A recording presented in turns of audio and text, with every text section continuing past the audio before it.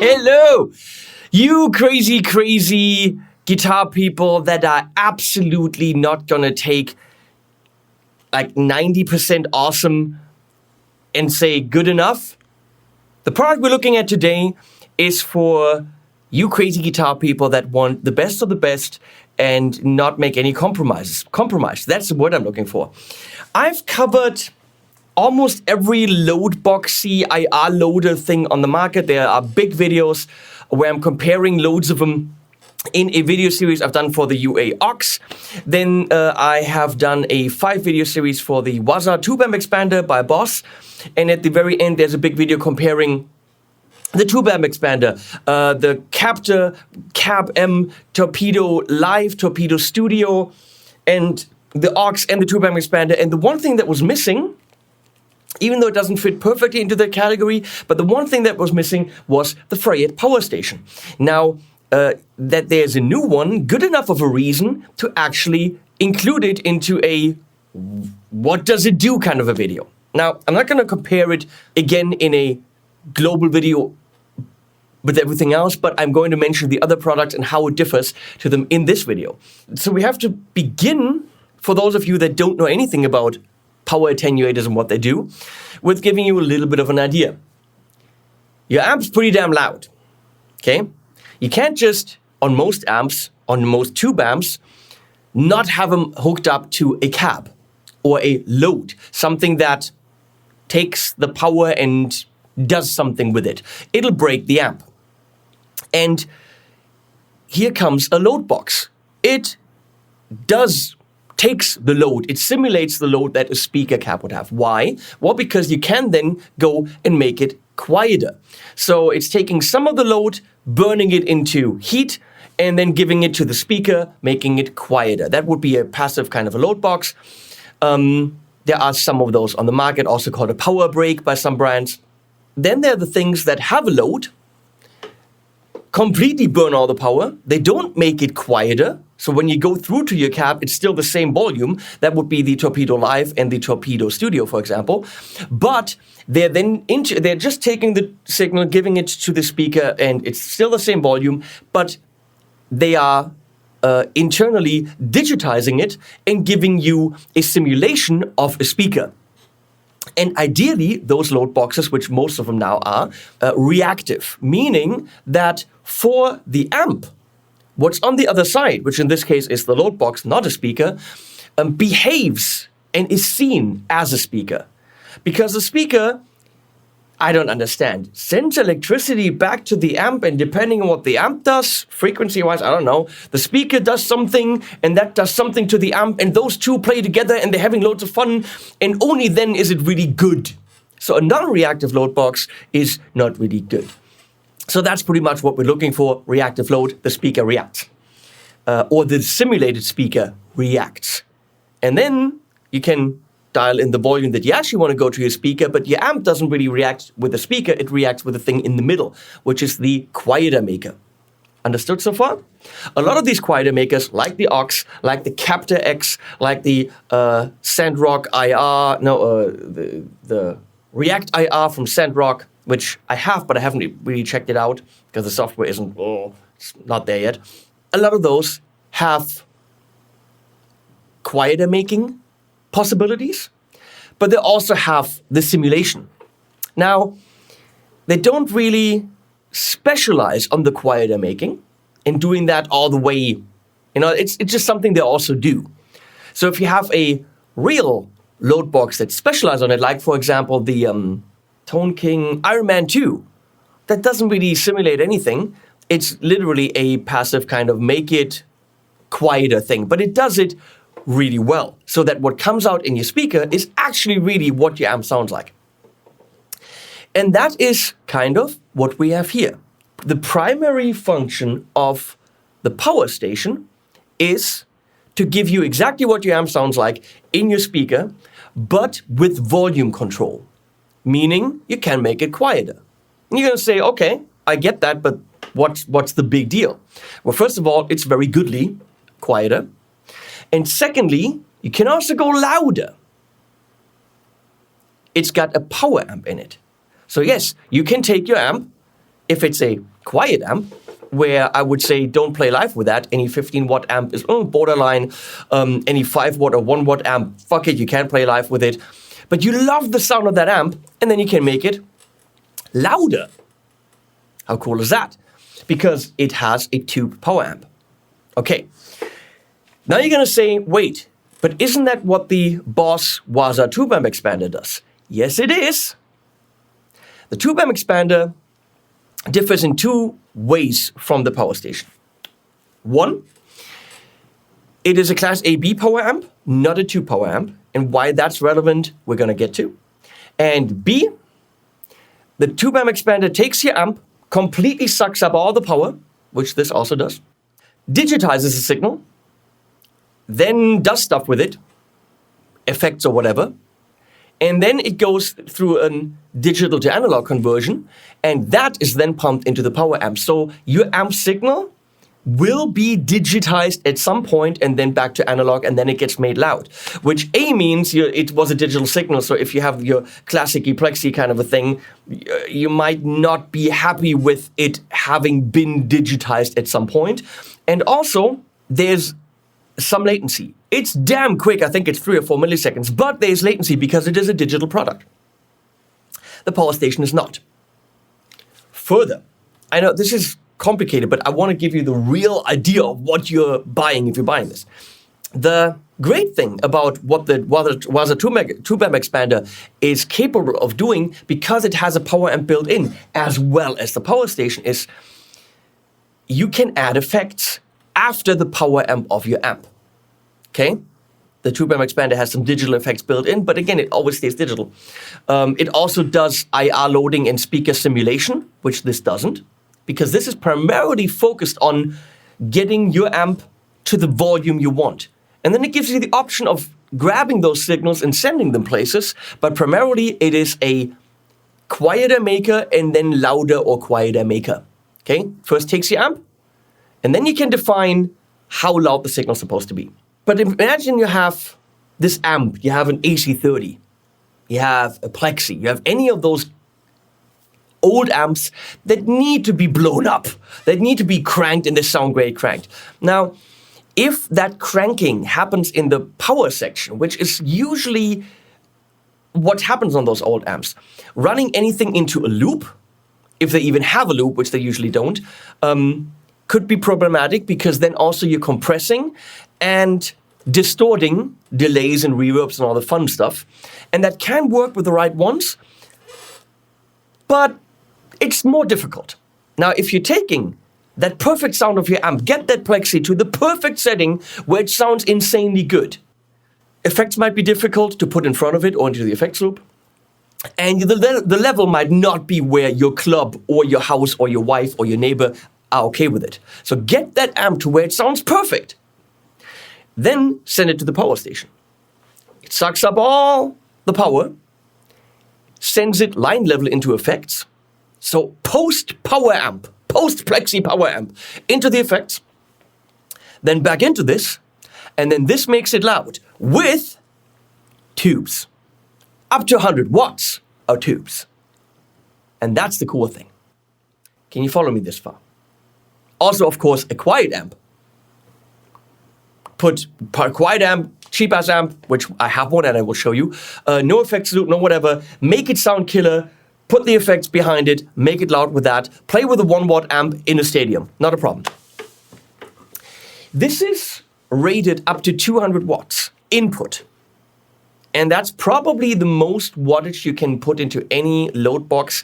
I made lists of comparisons of all the load boxes, and 1 or 2 go to up to 150 watts. 200 means rectifier, Dietzel Herbert, all those mega amps. You can run with this. Even smaller bass amps if you had to. But careful, bass amps easily go over 200 watts. So I'm not, taking a warranty for you for that. Don't mess it up. 200 max. Now, reactive load. If we look at the front panel, of this baby. The Waza has this too, but on the Waza, it's like, I can't really hear too much. It's kind of a cryptic switchy switch. This is easier to understand. There's a warm and a bright, and this is actually not an EQ. This is the reactive load tuning. I have it on flat right now, but you can say I want it a little bit warmer, a little bit deeper, or warm or deep, and you really can hear that.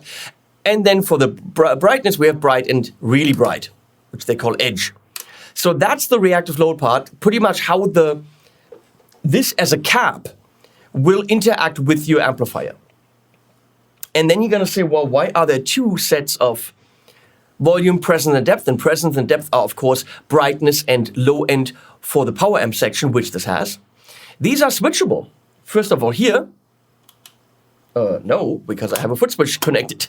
But you can foot switch how the power amp reacts and the volume. So you have two switchable volumes, meaning you actually live have a solo volume if you wanted that. Or the way I'm using it right now, different volumes for different amps that I have connected with an AMPETE switcher. There is a high-low level, which right now is on. That's low. That's high. We're going to stay on high, because I'm pumping quite a bit into it. Let me explain to you, as far as I understood, what the special thing of the tubes is. Because technically you could say, well, if my amp does all the sound, which it does, and I'm pumping that into the power station sucks it up, then I already have my sound.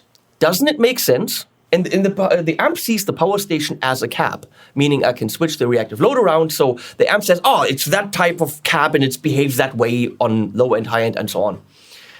Then wouldn't it be totally fine to just take a Class D, Class AB, some kind of non-tube power amp, a cheaper one, and send that to my cab just as a louder maker, which is what the Waza does? Yes, technically, but what you're forgetting is the amp needs to see the cab to behave a certain way. If you're just using your cab as monitor and the sound doesn't really matter and you don't really care what comes out of your cab and you're not even miking it because you're using IRs, then it might not matter and that might not be the product for you. However, if you're miking your cab, well, shouldn't your cab see tubes and have that interaction? Because remember, the cab behaves with the power amp section in a synergetic kind of a way, okay? They react to each other. Reactive load, that's what that does. So this reacts with the amp. But then you have the cab, and that is looking for some kind of interaction between its speaker cone and the tubes. And if there are no tubes, if that's a Class D or even a Class AB or whatever, that interaction, you don't quote me on it, but I think that's what Stephen Fryette explained to me. I think. I don't know things. I think that interaction then isn't there. So as soon as you're putting something in between your amp and the cab, you want to make sure that A, your amp is reacting to it like it's a cab, which this really does. And then you want to, if you're miking your cab, want to make sure that your cab is reacting to the power amp like it's an amp, like it's a tube amp. And in this case, that's exactly what's happening. This is a tube amp. This is a 100-watt tube amp with 6550s. That's what that is. The PS2, the 50-watt power station, has 606s. This has 6550s. I don't know, different kind of tubes. Two of them can give you 100 watts apparently. So this is the purest form of making sure that magical interaction between the power amp and your cab, which in this case is this. As far as the amp is concerned, it's this. That's maintained. And then the interaction between the cab and the power amp, which in this case is this, is maintained. It's just a different power amp. But that's okay. Okay? And no latency because it's analog. That's great. And then technically it should sound awesome. But at any level you want, big ass amp, blow it all up and it sounds magical, and then make it quiet. And then have a really quiet amp, and then make that loud with that. Can you follow me? That's the whole idea. Is this primarily the IR loader? No, it's all analog. It doesn't have any simulation in it, which is why I have the Engel cab loader on it to show you how to work with that. It is primarily a quieter and louder maker that also has XLR and quarter-inch DI out, no simulation. You add the simulation either in the recording, in the software, in the DAW, or with a box. And it has an effects loop, which works freaking brilliantly. I set up this ultra complicated setup. If Leslie goes to the amp cam, it's ridiculous what we set up here. Look at all the cabling and look at all the stuff. And interestingly, I sat down next to it. I had never plugged this in. I had never cabled this up, and everything just worked. I'm very amazed by that. The primary goal or the primary use of this is live, where you need level control in the small club with your big ass Plexi, okay, or JCM. You have all of a sudden level control. You have a great control of the effects loop because that is actually, I'll just use a PS double foot switch, that is foot switchable. The two levels on the front of the two setups are foot switchable. So if I go here, 8 foot switches. There you go. And this will do the effects loop, which I would love to have a light for. Steven, add a light. Because I think it would be nice in a live situation to glance over at my power station and be able to see whether or not the effects loop is on. Because this light doesn't light up. You can get a rack mount kit for this. So this is 2 rack spaces, so that easily fits into a rack. It is definitely, I would say 90% of its function is live. Also, if you're not using the power station part of it, meaning you're not making it loud, you can turn it off. It's still working at the load box, passive. It is still doing the effects loop. It is still doing the DI out. The only thing that it's not doing is making it loud. Or attenuating, actually. So what I would have to do is just pull the speaker out, not going into that speaker. All that said, also you have to be careful when you're cranking really high volumes, the fan in here needs to be on, so then you might actually want to give it some power. The fact that you can run it without power is nice, but be careful.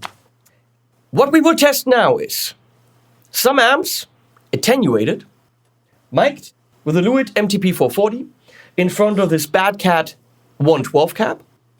Ensure that works and switch the reactive load back and forth.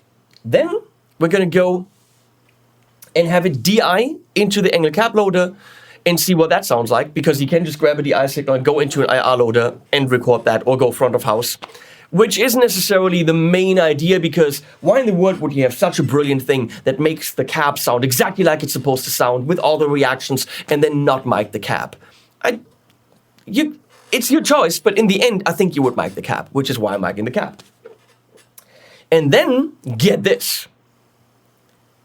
What if you have a modeler and you want a real tube amp for that modeler to make it loud? Well, we have that. I have a Helix on the floor. We will try that after some setup. Run it into the line-in, and bam, Bob's your uncle. We'll try this. Obviously, since this is a power amp, you can go in with a preamp. So if you have one of those old Soldano preamps, go into it. If you have a, I don't know, Engel Fryette preamp, any of those, go into it. If you have a pedal preamp, go into it. There are some pedals, like I think the BOD, which works perfectly as a preamp, go into it. That is something we're not going to test. You can run this technically as your pedal board if you have something preampy, going in here and making it loud. Why shouldn't that work? Okay. But we're going to test it with the Helix just to show you that preamp modeler function. I know these load box videos are really complex. Trust me, for me, they're really complex to set it up, to film it all, to make sure all the angles are there. What about the back? Yeah, I know, Leslie. I was going to get to the back. The woman's on it. Thank you, Leslie. She's probably with her finger on that angle the whole time. What are you talking about the back? God damn it! So, on the back, we have 2 cameras actually on the back. Over here. Yeah, thank you. Line in, and that's for going in with your Helix or with your preamp. Line out, 1/4 inch, which has a level, making sure that, you're going out with the right level. into this, which is how I have it connected right now. This is going into the cab loader. Effects send and return. And there's a effects level, high and low. It was on low, which is fine because it sounded perfect the way it was, but you can adjust that. So that affects send and return. There is let me show you this, line out, balanced, beautiful XLR. That's a professional way to go.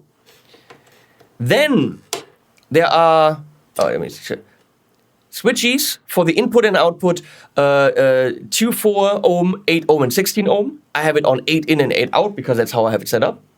Then there is my amp in. That's coming from my AMPETE switcher, meaning I can send any amp in there that I want.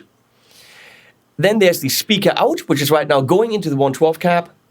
And this right here, switch to the other camera, please. That's the foot switch. And there is a ground lift if you have some hum going on, which we don't right now. So I'm very happy about that. That's the whole panel. Rest is all powery thing, tubes are in there. Ow! Don't put your hand on it. Maybe even in the rack, leave some space on top of it. It's a 100-watt tube amp. So, right now, Maybach going into the Tone King Sky King, foot switching it to the lower setup. That's 8, that's there. What am I missing?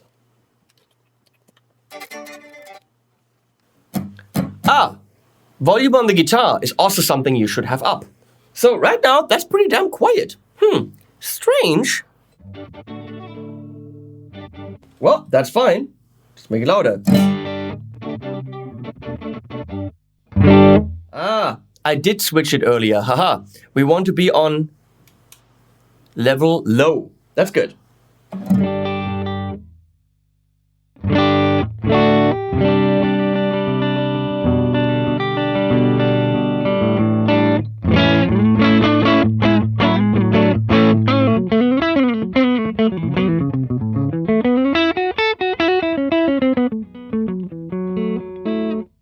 In the end, I have to explain to you how it feels. It feels like that amp is right in that cab. There's nothing in between. There's no latency. There isn't anything. It's just...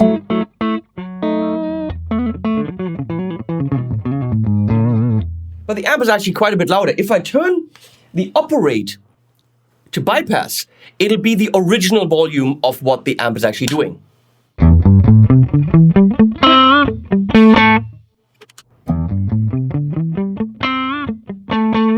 One is not neighbor-friendly, the other is totally neighbor-friendly.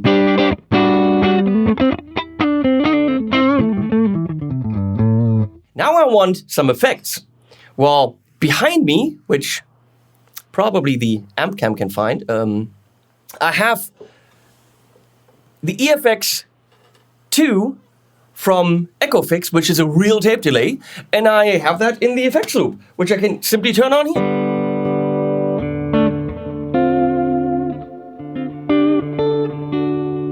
It's a real tape delay and it's cool.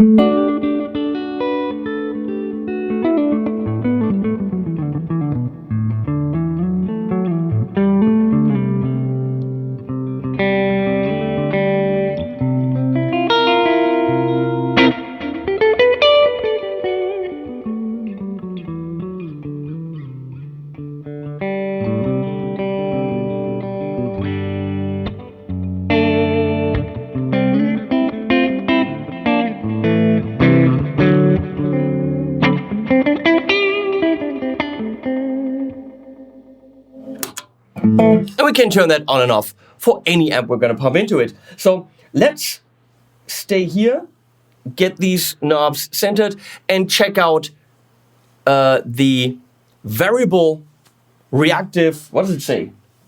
Yes, variable reactive load. Because it's flat right now. I like sparkle. So I would technically pick a cab that has more sparkle. Well, I can make it that. So here we go. So, flat.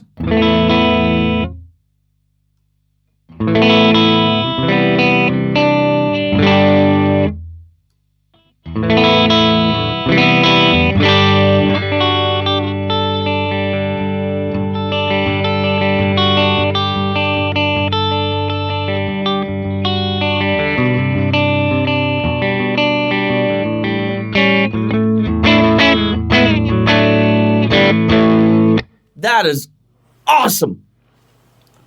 I love that. I know, I have to compare because I'm the guy that compares all the load boxes. Those switches on the front of the Waza, they're a little bit cryptic. There's two for low and high. You don't really, I mean, you feel a little bit of a difference, but this is easier to understand. I want my brightness, bam, bam. And it works, so. Same thing for the low.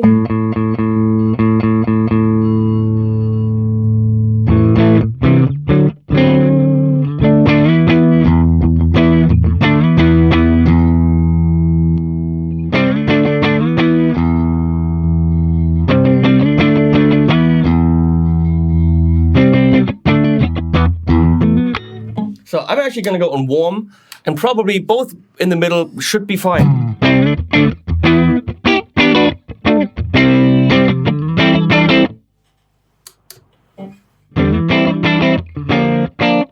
Yeah, it's a little bit more roundness and a little bit more spite? That's not the word, bite. A little bit more, and then you're there. So now let's form, that's forming the cab, let's form the power amp with depths. How do you say that, Leslie? Depth. And presence.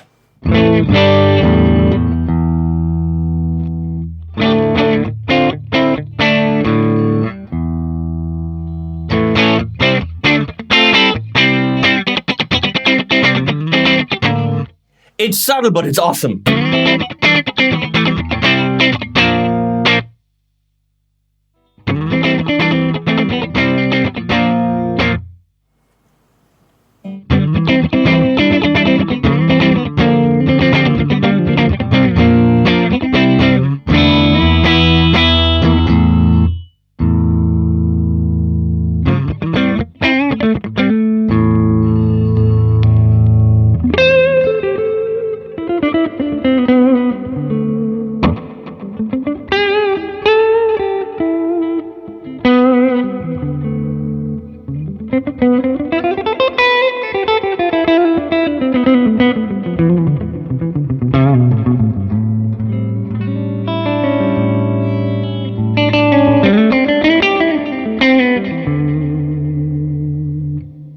So I want a version that's a little bit more presency, a little bit more depthy, a little bit less depthy, and quieter in volume. And just hit my foot switch.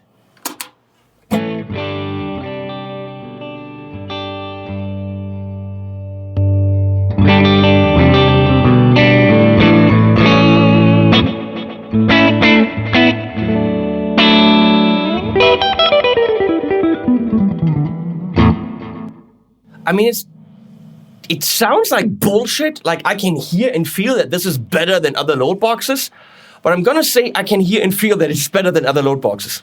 And yes, I'm getting paid for this video, yeah, because it's a shitload of work to do all this. That's why I'm getting paid. I'm not getting paid to say this. I actually feel this, and I love the fact that my freaking tape delay is in there with perfect level. It's exactly how I want it.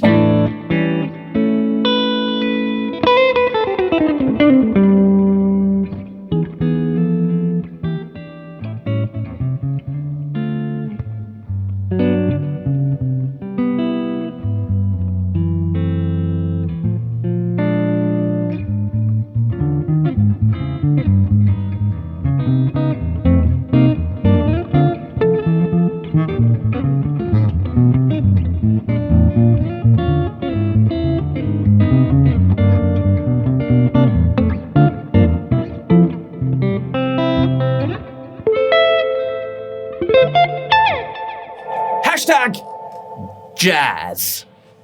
That is a fun sound. Sorry, I can't stop playing.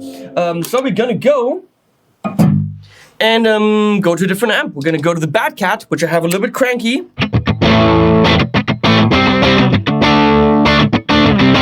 Right there, Bad Cat Cub 40. And I can just make that quieter.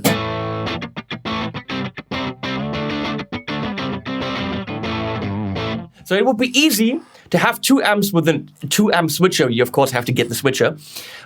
Running into this and switching the two levels, setting up the amps perfectly so that they sound as good as they can with its preamp and power and whatever, and then matching them with the two levels you have in here.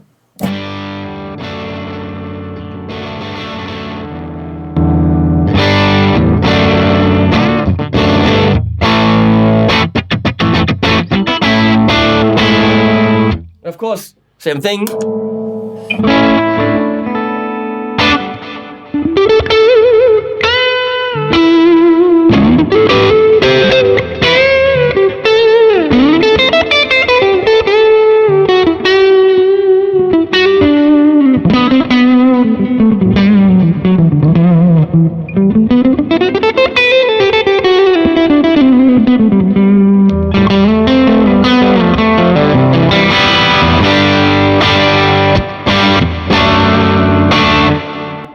That delay usually distorts, but it doesn't because I'm feeding it a constantly equal level in the effects loop, whereas the amps are different.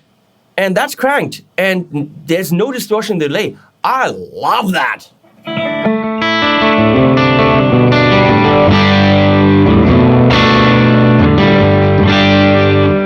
Yep, that delay has a freaking perfect level. So moving on, let's go a little bit higher. Every time I switch to the JCM, it cranks. So the JCM is number 13. And here, it is quite a bit louder because it pumps more into it. So what I do is go to my other preset, and all of a sudden my JCM is a tamed JCM, I can't make it work.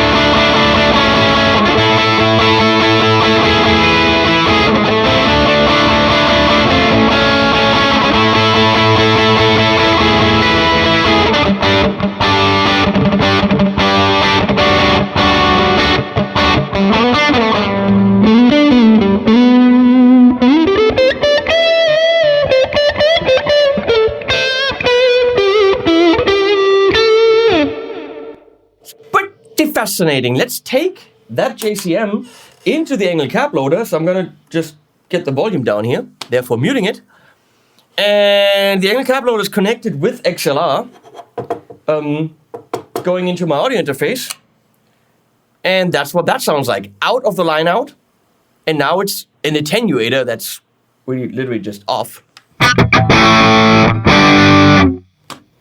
Actually, it's tiny little bits coming through. So I would have to turn that up. I'm actually pulling the cable to the cab. Now it's completely off. The thing is even off. It's now operating passively.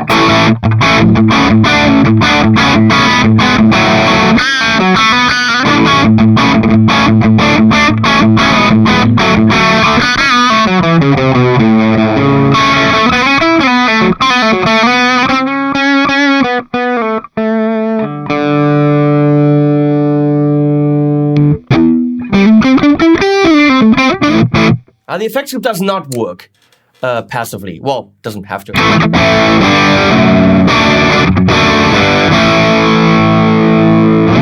But let's get all that stuff back in. I can go to a different cab on the angle.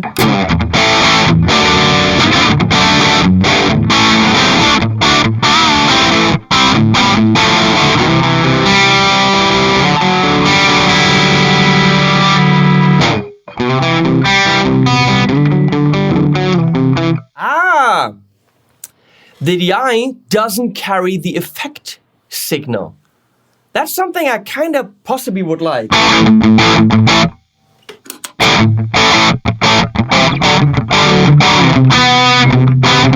Okay. So the effects loop only goes into the cab. not into the DI. Now, if you're using would you do that? If you're using the DI to go front of house, then it wouldn't have the effects. So I talked to Steve Fryette and found out something about that issue with the DI out not having the effects loop. It doesn't. And he said he thought about it and it would be pretty complex to do it. And I trust him on that. What you can do, however, is even when the power station is turned off, you can use the send. The return doesn't work, but the send works. So you can plug your effects directly behind the send and then into an IR loader and so on and so on. But whatever you have plugged into the effects loop regularly wouldn't work the way that it works when it's connected regularly. So you'd have to rewire things to make that work. But it does work. You get it? The send works, but not the return. So send and then go into some kind of loader. Just saying. Oh yeah, and to show you how that works, here's a block diagram. It's too techy for me. I'm not going to go through everything, but you can pause the video and just, look at that if you want to. And back to me. But would you do that? Would you buy a power station that is so brilliant and that interacts with your cab and do all that to then not mic the cab? That is the big question. I'm going to see it as a slight negative that the effects don't go into the DI. However, now I would like it. I would like that to go into the DI so that for recording, I can do that. The thing is, realistically, for recording with a power station, you would still use a mic because the benefit is that it's interacting with your cab the way that it's supposed to. So you tell me if that's, relevant to you or not.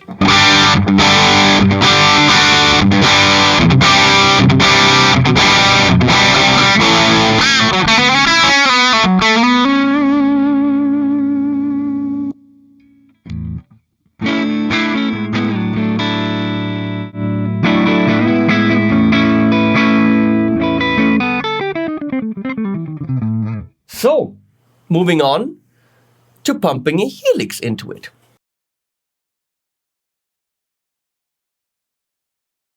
Now my big question is, I plugged it into the input, but technically it's still getting stuff from the amps and stuff like this. So what takes precedence? What is the signal now that it takes? Because there isn't a switch to go to the preamp or line in. As soon as you plug something back in there, all the other stuff doesn't really matter. Is it still attenuating though? Because my amps are still connected. I would sure hope so.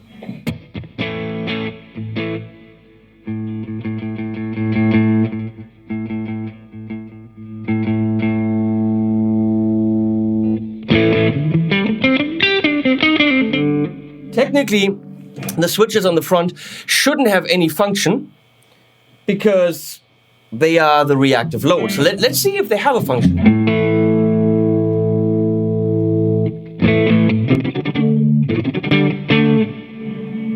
No, they do not.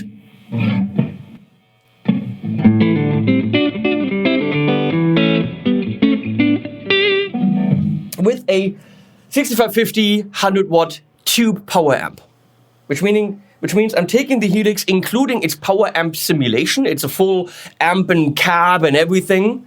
Well, technically I shouldn't. The cab simulation should be off, right? Because I'm going into a cab. Let me see if I can do that. There we go. Now the cab simulation's off. Now I'm getting the sound of this cab because it's what I'm doing. I'm miking the cab.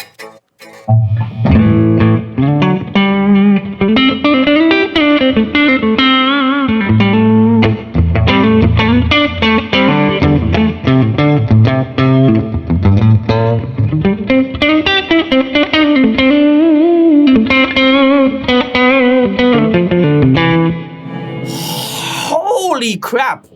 I've played the helix through FRFR speakers, NDI, I played it through the big Bose system and all that. That is the most that the helix ever sounded like a real amp to me. Guys, get yourself a power station if you have a freaking modeler.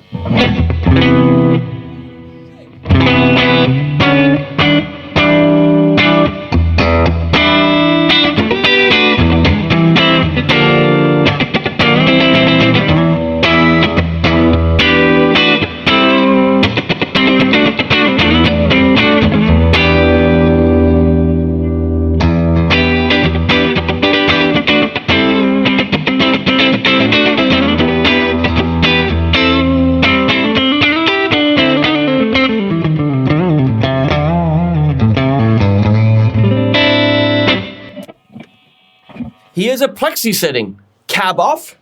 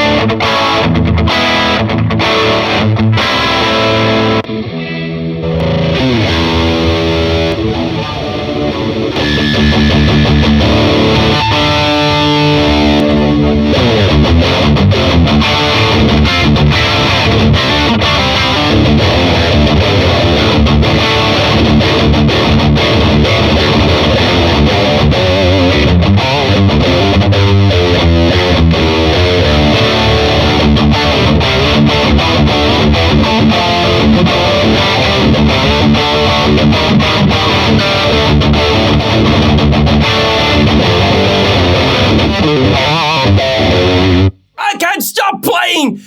God, all of a sudden the Helix is gooder. Okay, lead sound. Bypass that shit.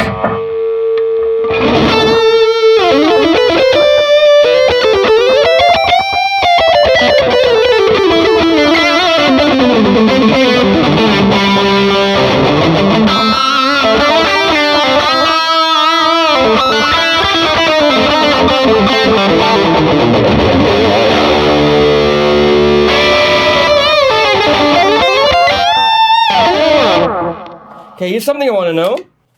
I'm gonna go back to my back to the plexi setting. Does the effects loop work for my Helix?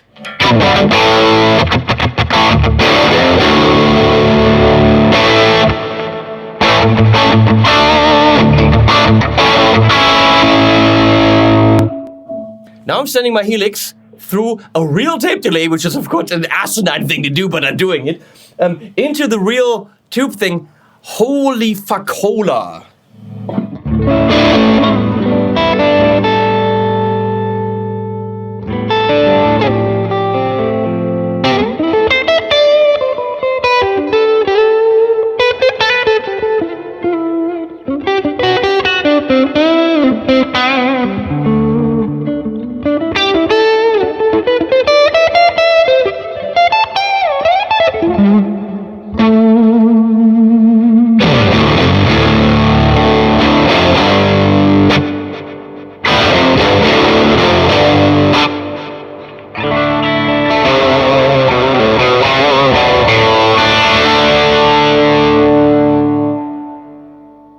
Now, I know it's pretty damn stupid to say that, but I will.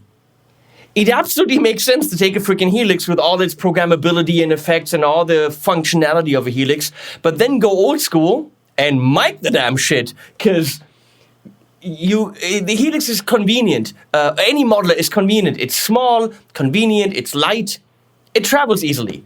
Make it not travel easily, because stuff that travels easily doesn't sound great.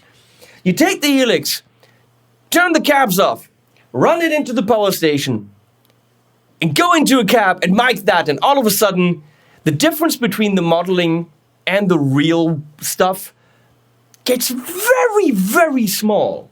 Because, well, you're adding real tubes.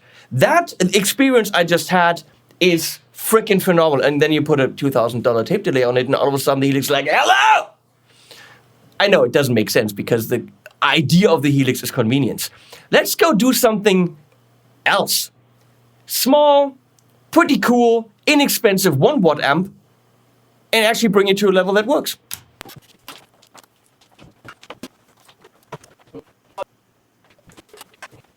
So here we go, my trusty Black Heart Killer Ant. This thing ended up on a bunch of albums instead of, I'm not shitting you, instead of my Soldano down there. Because this, with a Boss SD1 in front of it, is the lead sound. I had people play it back and forth, Soldano or this, and they were like, yeah, no, it's this, it's more defined, oh my god. This is essentially like a, blow it up Marshall power amp distortion thingy, one knob, Got it from my mom for Christmas years ago. I think it was 120 euro, something like that. Ridiculous. And it's a ridiculously good amp. But it's 1 watt. No effects loop, no anything. Let me show you how you can take this live and get the sound. There we go. It's really, you can see that's where it was set for the JCM 800, and that was really loud. Now it isn't, because this amp isn't.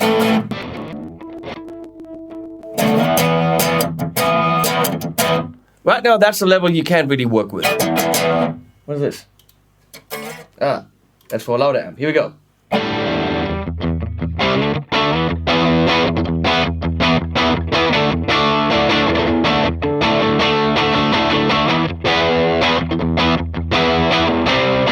So as you could see, I had to crank up the level, the actual volume quite a bit for this 1 watt amp. And something that I understood is the Powerstation makes a 100 watt amp out of any amp. And I was wondering why in the world I would have to crank it up so much more for the 1 watt amp than for the 100 watt amp. When the Powerstation actually always puts out 100 watt. Well, that's related to, and I talked to Stephen Fryette about this in detail, the fact that the Powerstation takes the line level that it creates, okay, the amp goes in, it attenuates, and creates a line level. And that line level gets amplified. But obviously that line level has a level. And the 100 watt amp creates a higher line level, which then gets amplified by the Powerstation, than the 1 watt amp. And there's of course a low or high switch on the front panel, but it still doesn't create a high enough line level for the 1 watt amp to really make it into a 100 watt beast. And I talked to Stephen Fryette about it and suggested that maybe that switch should be a 3-position switch, and maybe be a little bit more fine-tuned for the really, really low wattage amps. Okay, man, who's got a 1 watt amp? I don't know. But don't expect your 1 watt amp to all of a sudden be filling stadiums. Okay, the Powerstation does 100 watt, but that line level that it amplifies is rather low. So that's what's happening. You do have to adjust the output volume depending on the input volume of the amp. I found out for you. I'm happy. And thanks, Stephen, for taking the time to let me know. And back to me.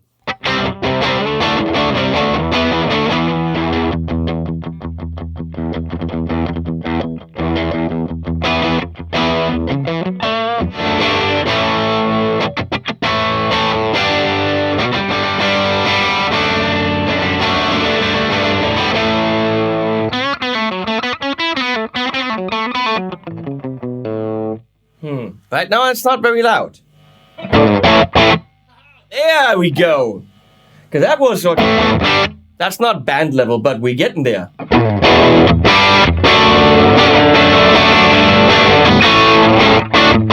Okay, that's loud.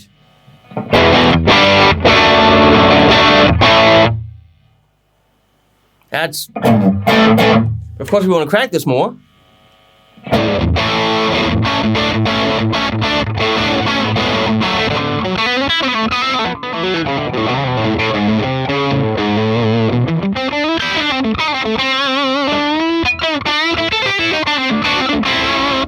So I can go and actually play this live. Ow.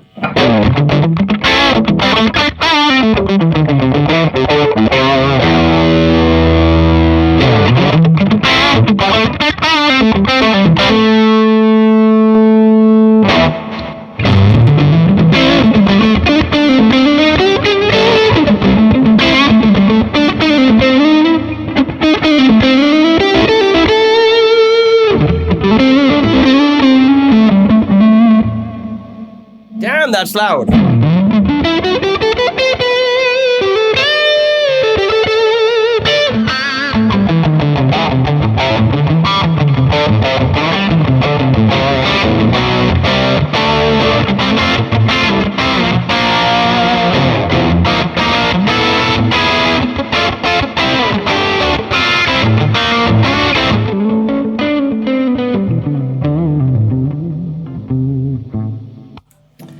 tiny 1 watt amp, all of a sudden take it on stage and make it freaking loud. Yeah, okay, 120 euro for the amp, and then over $1,000 for the power station in Europe. In the US, it's $899. Okay, that's not an inexpensive piece of gear, but it allows you to take your favorite Fender Champ, 5 watt little Tweety thing, Blues Junior, whatever your favorite sound is, and tame it or make it explode. It is a different beast than the 2 notes. It's meant for something different. It's a different beast than the Boss Waza tube amp expander. It is, in its functionality and idea, probably closest to it. It also came before it. The tube amp expander kind of probably got its idea from this. From this. And then Boss looked at it, okay, we want to make it an R loader and this and this and this, and they packed all of it in there, but they made it digital. The signal always goes through the AD-DA conversion.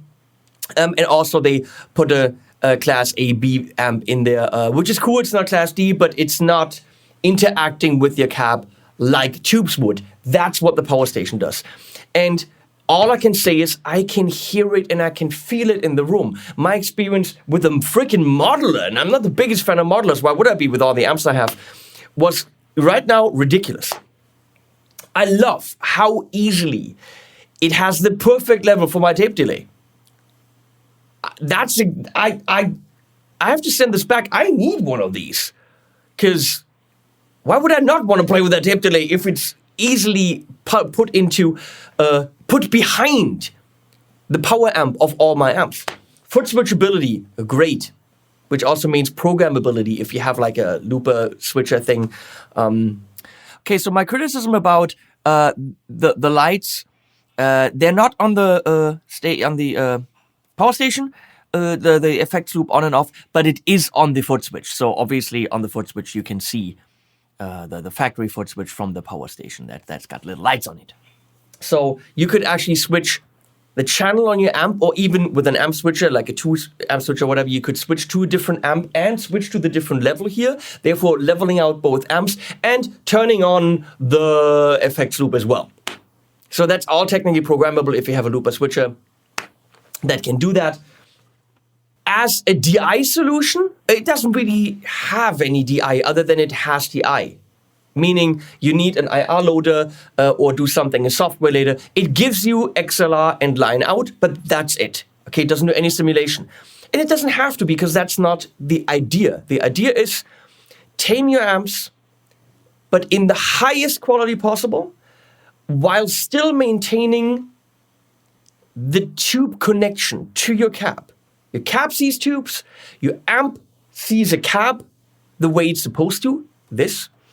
And as they say, the proof is in the frickin' pudding, because I sat here and I played it, and holy crap, hola. If you're looking at the pricing, you're going to say, yeah, but features. Okay, this is exactly what I said. Play it. Play the Fryette Power Station. Experience it. It is definitely for the connoisseur. It is definitely for the person that has an amp and they want to retain that ampness. They want that power amp saturation, but you can't have it. Well, then that's it. You want to mic a cab. If you want to go DI and use IRs, okay, there's other solutions. You can do that, but that's not the primary function. Another thing that people are experiencing, according to Stephen Fryette, is they can go back to amps that they've written off because they are way too loud, and they couldn't get them in a setting that actually made them happy. And now with the Power Station, because the amp got way more controllable, they can actually really dial in the perfect tones, and amps that are, in the closet, in the practice room, in your collection, but that you've never really tried. The Power Station allows you to go back to those classics and to your beloved collector items and actually use them. So a lot of people are very happy to be able to just get the Power Station and use what they have, but didn't know they had, if you know what I'm talking about. That's a pretty good reason to buy this thing. And also, if you have something that kind of needs a little bit of je ne sais quoi, le double, it needs a little bit of a dubiness, like a freaking Helix. Obviously, the function, the convenience of the Helix goes out the window. If you got to carry a cab, you got to carry the power station, you got to plug it all in, and the effects will blah, blah, blah. Yeah, okay, I get that. But it sounds so much better than just straight into the system, ridiculously. I just did an FRFR cab, FRFR speaker review where I plugged the Helix straight into the FRFR speaker. It sounds nothing like the Helix. Turn the cab off, run it through the power station into a real cab. The Helix all of a sudden becomes a monster. Or your Fractal or whatever. Not the Camper, because it's just my opinion. Not that the Camper doesn't sound good, but it's just like, I don't like the company. Yeah, might be a little bit above your pay grade. But if you play live or want to tame your amp at home, if you got a 100-watt beast like the JCM 800 and you want to actually be able to play it and make it sound really good but quieter, fuck! That's it. I'm convinced now. I have to convince Stephen Fryette to park one here because I think that could come in handy in certain situations. Most certainly the sound quality is freaking there. Well done, Fryette. We haven't even talked about the differences between this and the PS2, the Powerstation 2. It's not the PlayStation. Here's a list. You can, read it, all the differences. This is ridiculously cool, especially for someone that plays small clubs or little amps in big clubs, or for anyone that actually needs this kind of tool. It's pretty much the best one out there. What can I say? Thanks for watching. Thanks, Stephen, for trusting me in this. I hope I explained everything correctly and showed everything. You can show more, of course. But you know what? There's probably an hour. What can I do? Long enough! Links below. Please follow me on all the socials. That really helps. Thanks to my patrons. And thanks to you new patrons if you come over and, spend $1 a month. That really helps. You guys rock. Leslie, you rock. The dogs are up there. They rule. And animals at the end.